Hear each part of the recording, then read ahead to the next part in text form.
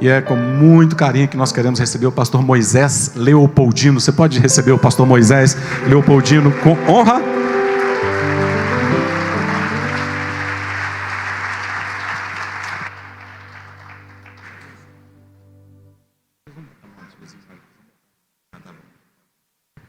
Glória a Deus. Meus queridos irmãos, a paz de Cristo. Que o Senhor Jesus abençoe você e sua casa com todas as sortes de bênçãos. Te dê uma semana de vitória. Que o Senhor Deus te abençoe e te guarde. Faça levantar a luz do teu rosto sobre ti. Tenha misericórdia de ti e te dê a paz. Enquanto os irmãos encontram o livro de Atos dos Apóstolos, eu quero agradecer a Deus por estar aqui mais uma vez, podendo cultuar a Deus junto com vocês, estar mais uma vez desfrutando da companhia do pastor Christian, sua família, pastora Daniele e toda a família Devec aqui em São Paulo. Que Deus abençoe vocês poderosamente. Eu estou acompanhado da minha esposa, meu filho que está lá na salinha, e de um casal de amigos, o irmão Alain e a Jaque, e o Arthur. Ah lá, ele levantou a mão também. Deus abençoe vocês poderosamente. Atos dos Apóstolos, capítulo de número 28. Cadê o tecladista? Jesus levou ou não? Misericórdia, irmão. Eu não prometo queijo mais não. Eu já prometi queijo para uns 8 tecladistas. Eu falo, ó, se você me ajudar aqui, quando eu vier de Minas, eu trago um queijo. Não aguento mais, irmão. Vou ter que comprar um caminhão de queijo. Deus abençoe seu servo. Atos, capítulo de número 28.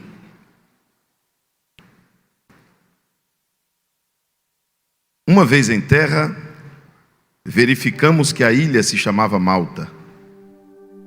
Os bárbaros nos trataram com singular humanidade e, acendendo uma grande fogueira, acolheram todos nós por causa da chuva que caía e por causa do frio. Tendo Paulo ajuntado uma quantidade de graveto e lançando-os na fogueira, uma víbora fugindo do calor prendeu-lhe a mão.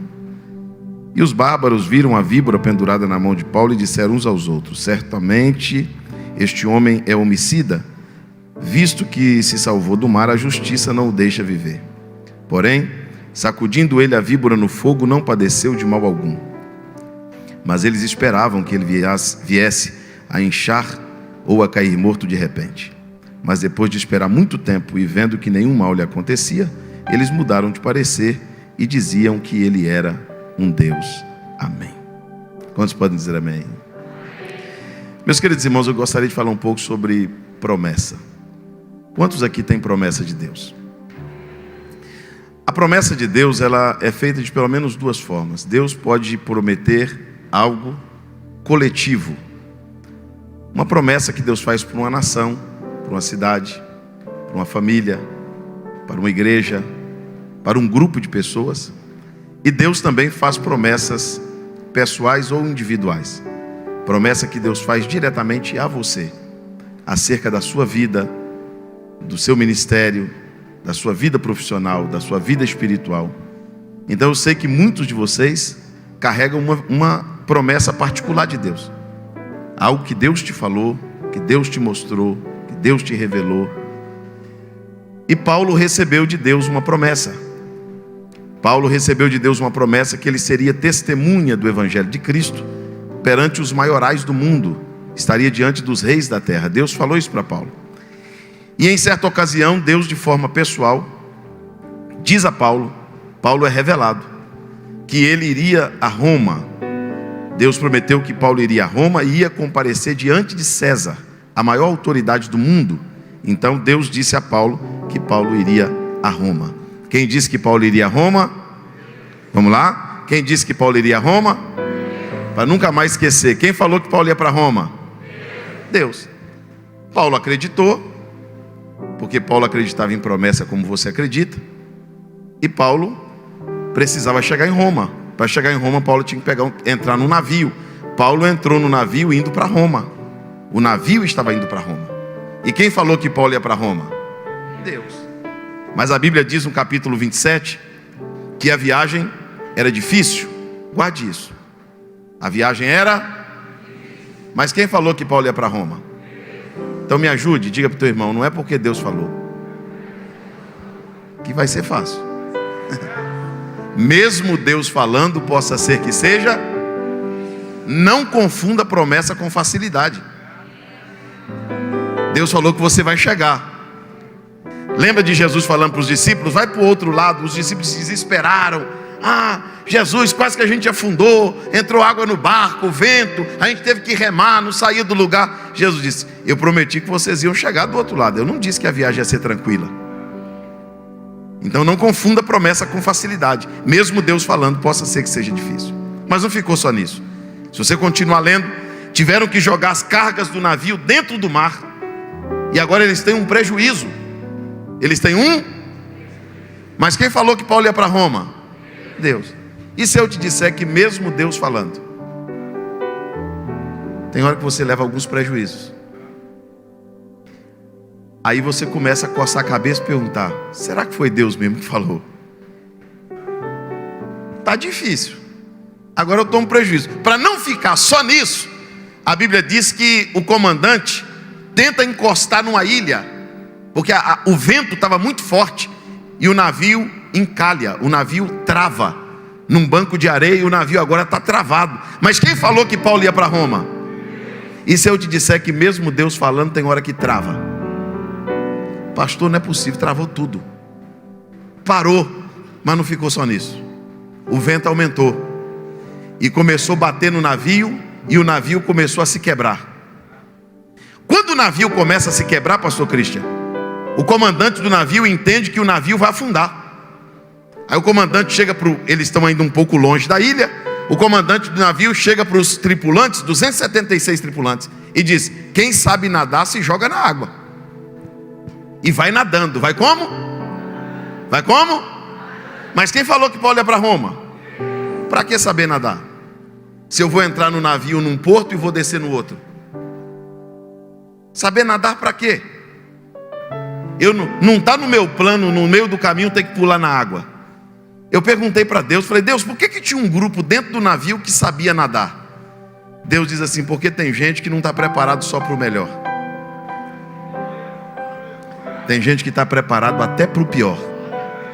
E se o navio afundar, se a empresa afundar, se o Brasil afundar, se o mundo afundar, ele nada, mas não morre.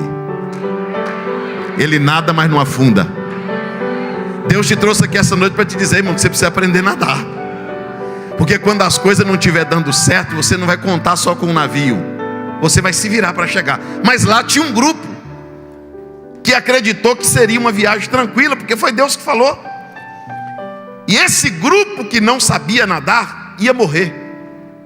Mas o comandante disse: só tem um jeito de vocês se salvarem. Como? Os pedaços do navio, os destroços do navio estão aí.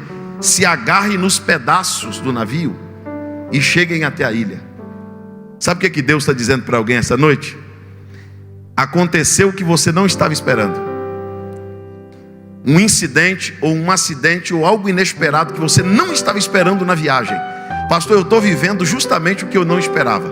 Tem um jeito de você não morrer. Pastor, eu não estava esperando isso. Eu não sei nadar, eu não sei lidar com essa situação. Deus está te dizendo: se agarre ao que sobrou.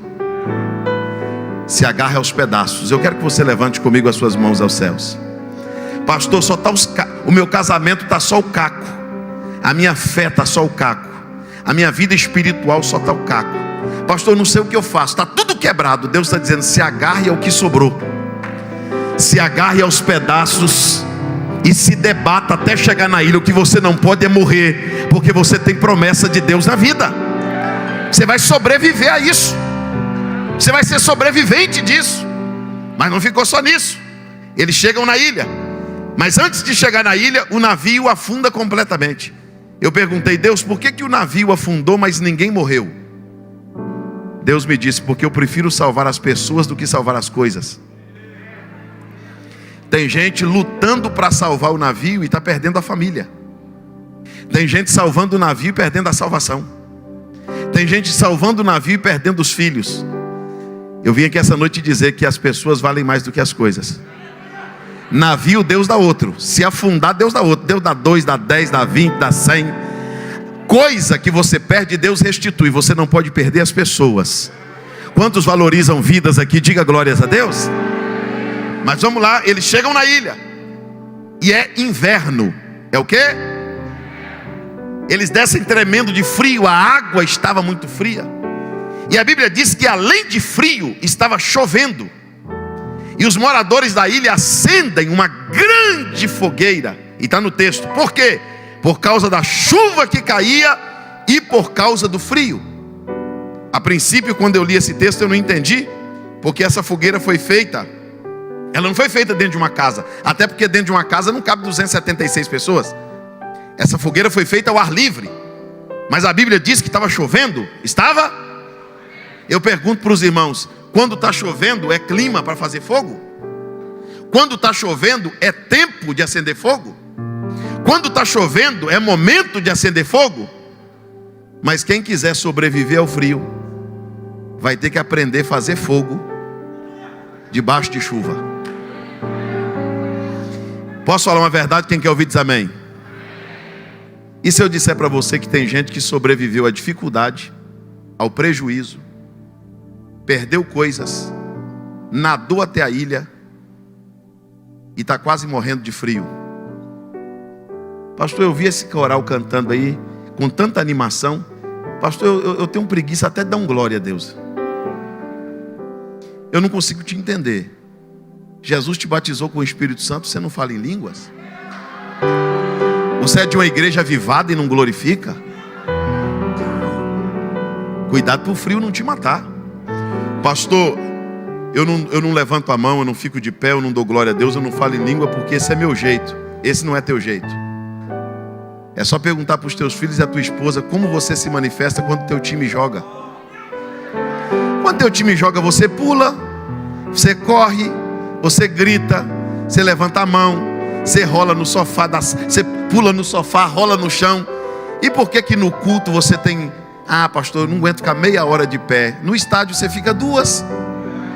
Como que você não consegue ficar meia hora de pé na igreja para dar glória a Deus? Espera aí, irmão, me ajuda aí. Pastor, eu não dou glória a Deus porque eu não gosto de barulho. Que é isso, irmão?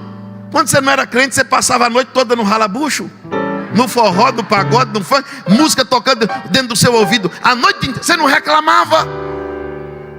Pastor, eu não gosto desse negócio quando o culto está aquela zoada, o povo falando de língua, dando glória a Deus. Olha para o teu irmão e diz assim: você não é frio não, né, irmão? Porque tem gente que o clima contagiou ele. E tem gente dizendo: pastor, para de pregar batismo com o Espírito Santo, já é ano 2022. Para de ficar com esse negócio de pedindo o povo para dar glória, pedindo o povo para cantar. E se eu disser para você que está no ano 2022... E se eu disser para você que o mundo está mudando, a ciência está mudando, a tecnologia está mudando, mas tem um grupo que pode esfriar, pode chover, pode virar do avesso o mundo. Tem um grupo que não vai deixar a fogueira apagar. Se esse grupo está aqui, levanta comigo as 2 mãos aos céus. Isso, bem alto, bem alto, bem alto, bem alto, bem alto. Só a caravana do fogo, a caravana do graveto seco, a caravana do glória a Deus, a caravana do avivamento, a caravana renovada.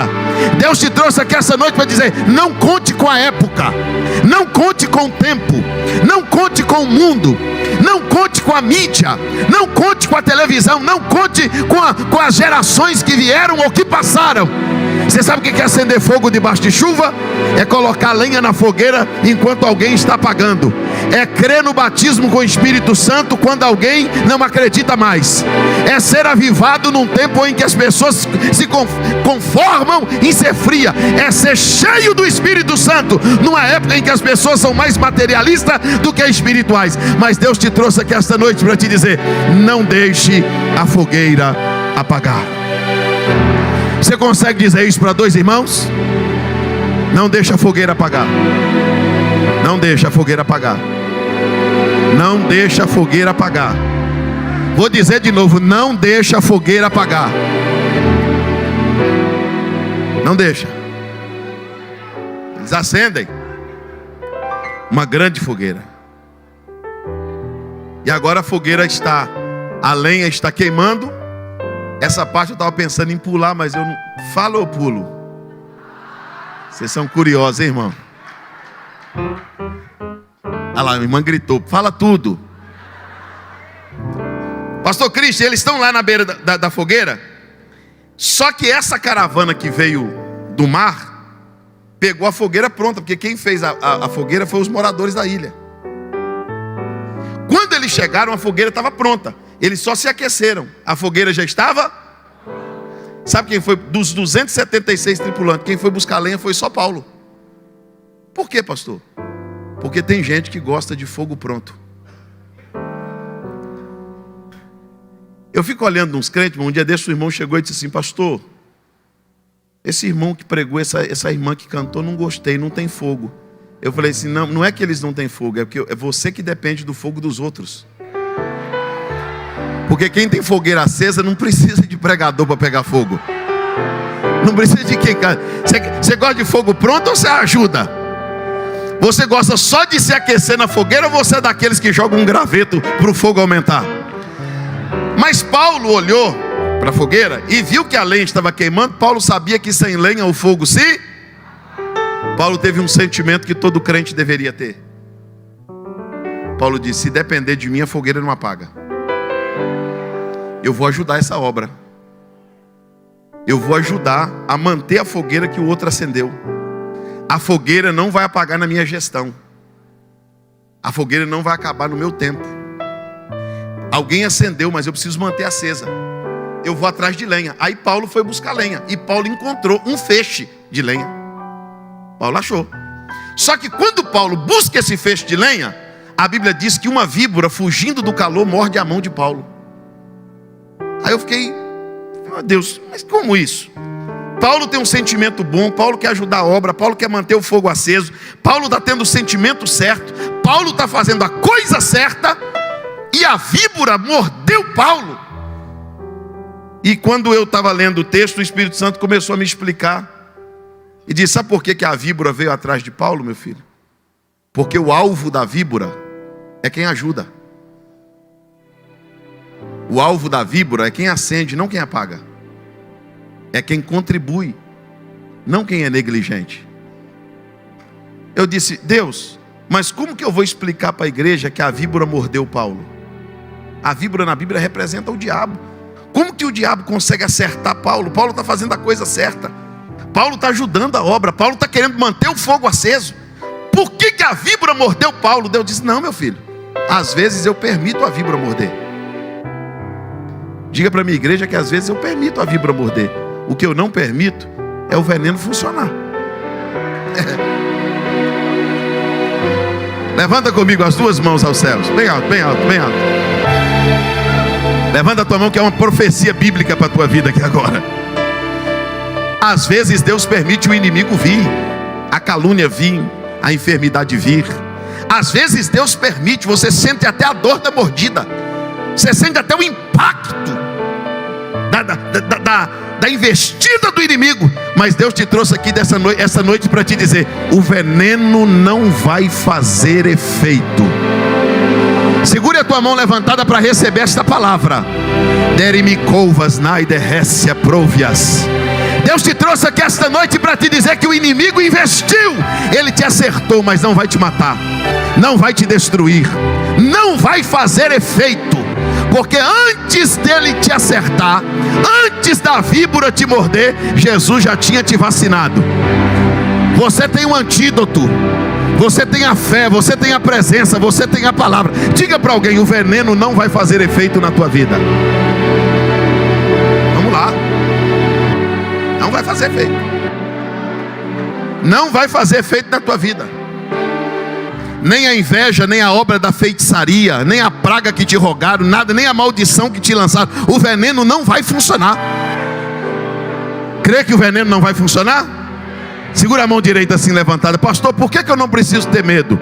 Porque ele te disse: não terás medo do terror noturno, nem da seta que voa de dia, nem da peste que anda na escuridão, nem da mortandade que assola ao meio-dia. 1000 vão cair do teu lado, 10.000 à tua direita, mas tu, não, diga isso para o teu irmão: mas tu, é tu, irmão, tu não será atingido.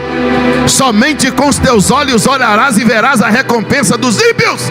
tão encarecidamente me amou, também o livrarei. Poloei no alto retiro, porque conheceu o meu nome. Ele me invocará e eu lhe responderei. Eu estarei com ele na angústia. Está achando que o diabo não ia vir não, irmão?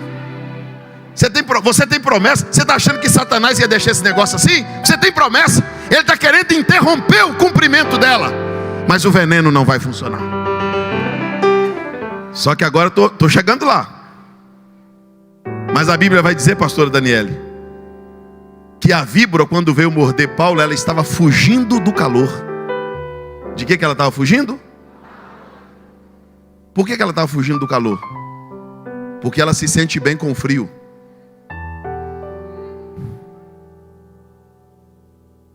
Se você deixar a temperatura do coração fria, a víbora fica.